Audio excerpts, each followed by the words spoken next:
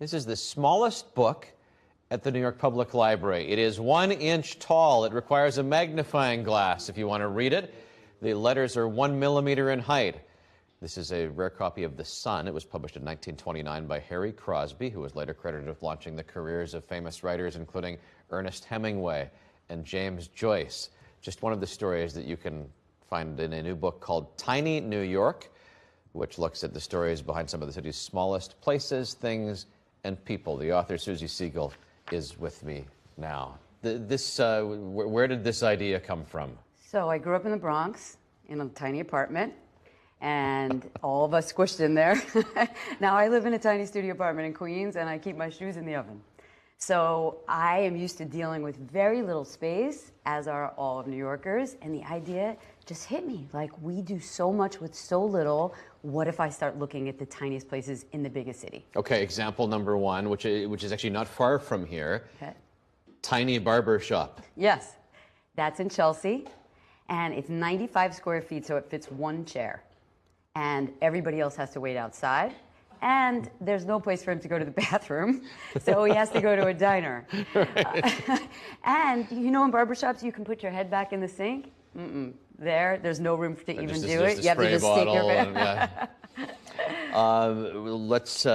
This is interesting. The smallest neighborhood in the city is Ramblersville, about 1/3 of a mile in southern Queens. That is correct. I'm from New York. I had never heard of it before. I went searching around. It's basically this neighborhood that's right in the middle of nowhere near the airport, JFK Airport. You take the A train to Howard Beach to get there. And it's this scrappy neighborhood that basically has been sort of, it's a little bit of a godforsaken place, but it's a beautiful place. And when Hurricane Sandy hit hard, basically that whole neighborhood got decimated. So I interviewed a woman, 93 years old, who left, thought it was going to be a couple hours, gone for 2 years, came back and rebuilt her home from the rubble. That's tiny New York. Tough, gritty. So we did a story 2 weeks ago about the oldest bars in New York City, and as soon as you do that story, it opens this can of worms. So that's not the oldest bar. This is the oldest bar. You're thinking of the second oldest bar. Absolutely true. As soon as you publish a book called Tiny New York, do people go after you saying, that's not the smallest? Yes, that's why I didn't call it Tiniest New York. It's called Tiny New York. Oh, just tiny. Some of these things are objectively the tiniest. Like, I know that Ronald Torreyes is the tiniest New York Yankee. That's easy. Some of this other stuff, it's definitely tiny, but I want to hear from people if they know a tinier place for sure. So have you heard any good ones since the book came out that people said this is a great one for tiny New York too? I think the Tiny Topless Bar.